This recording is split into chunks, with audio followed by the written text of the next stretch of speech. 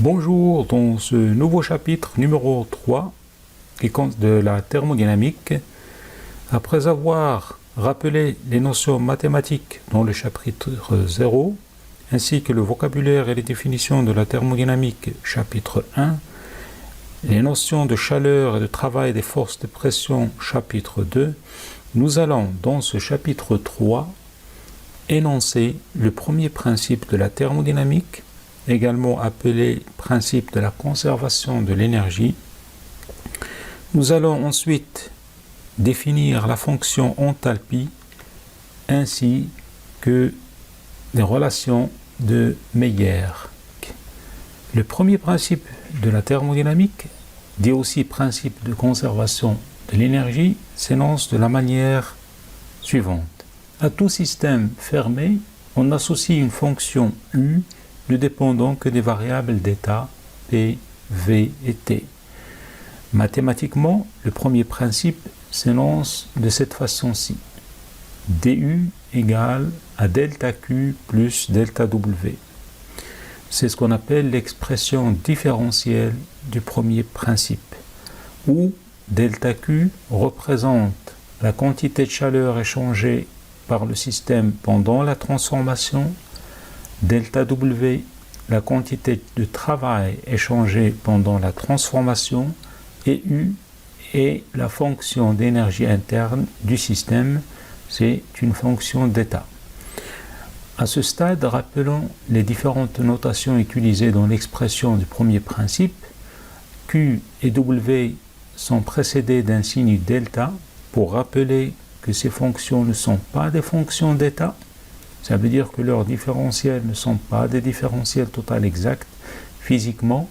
Ça veut dire que le travail et la chaleur dépendent du chemin suivi, c'est-à-dire dépendent du type de la transformation subie par le système.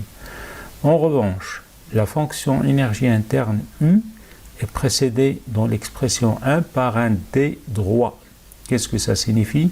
Ça signifie que U est une fonction d'état, c'est-à-dire qu'elle ne dépend pas du type de transformation, mais elle ne dépend que des états d'équilibre initiaux et finaux.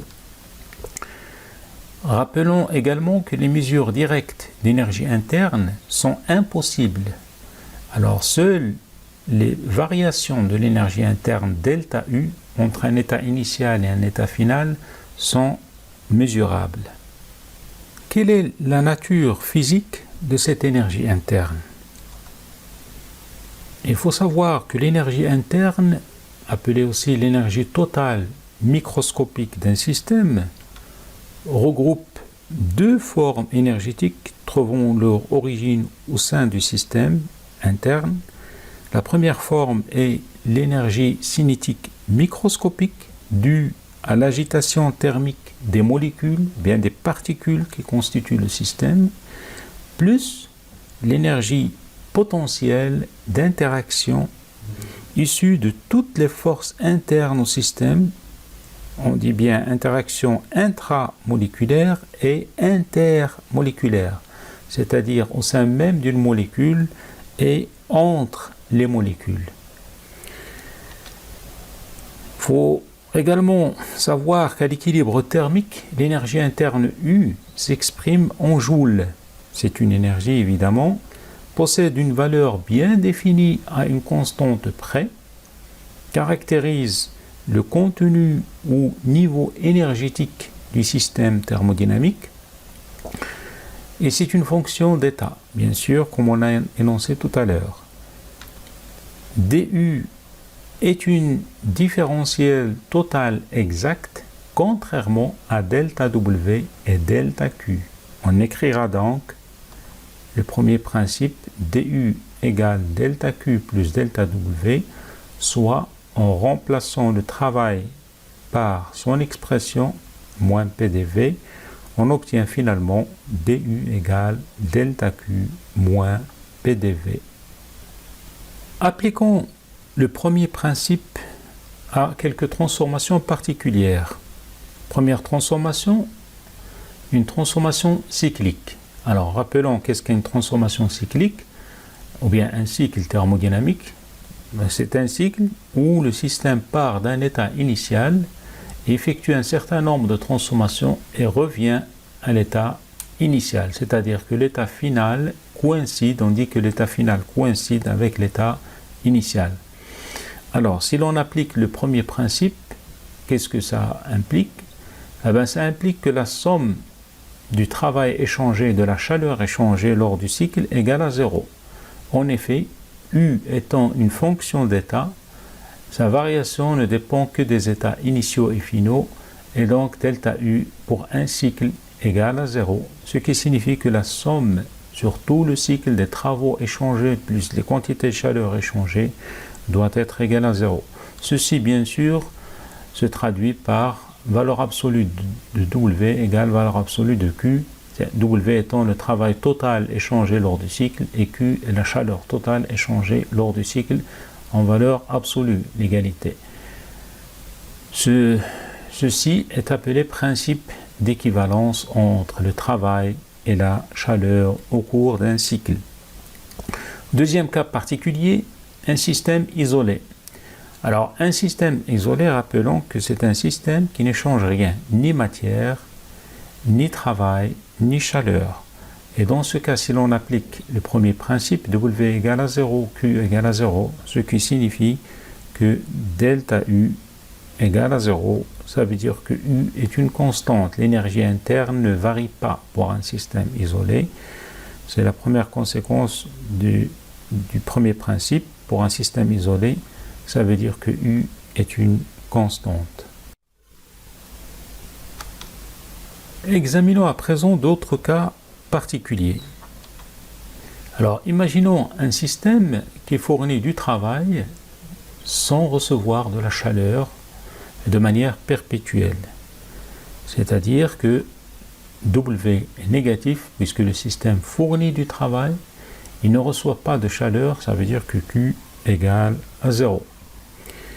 Alors pour ce type de système, il s'ensuit évidemment en appliquant le premier principe que delta U, qui n'est rien d'autre que la variation d'énergie interne, est négatif. Ça veut dire que U2 moins U1, où U2 c'est l'énergie interne finale, U1 c'est l'énergie interne initiale, est négatif.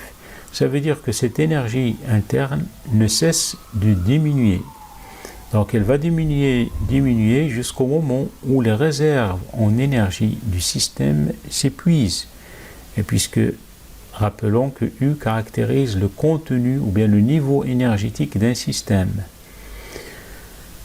Alors, qu'est-ce qui s'ensuit? Le système ne pourra donc pas fournir indéfiniment du travail sans consommer aucune forme d'énergie. On dit que le premier principe s'oppose au mouvement perpétuel.